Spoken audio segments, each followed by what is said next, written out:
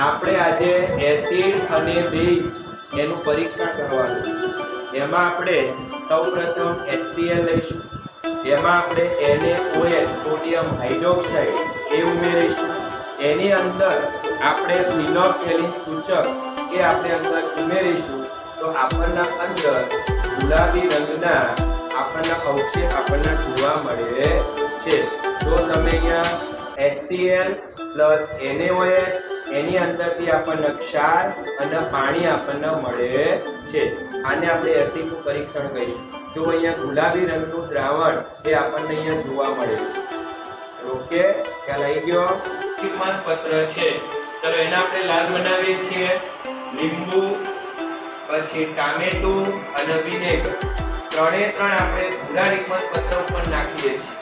તો ત્રણે ત્રણમાં આપણે જોઈએ અહીંયા ત્રણે ત્રણ આપણે ઉપર કરી દઈશું તો ત્રણે ત્રણમાં આપણે ભૂરું લિટમસ પત્ર કેવું દેખાય છે?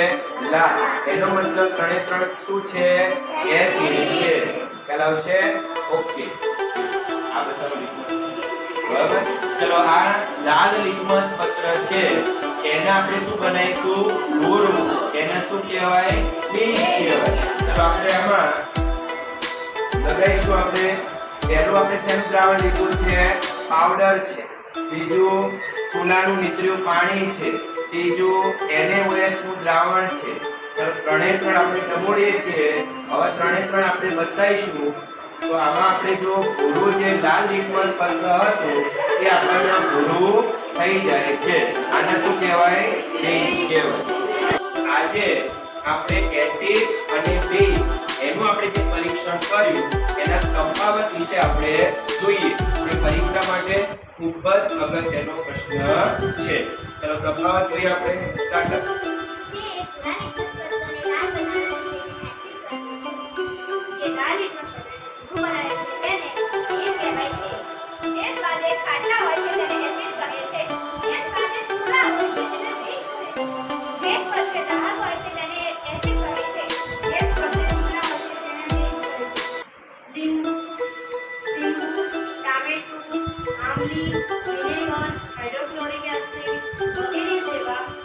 પદાર્થો એસિડમાં આવે છે। ઓવાનો સોડા ખાવા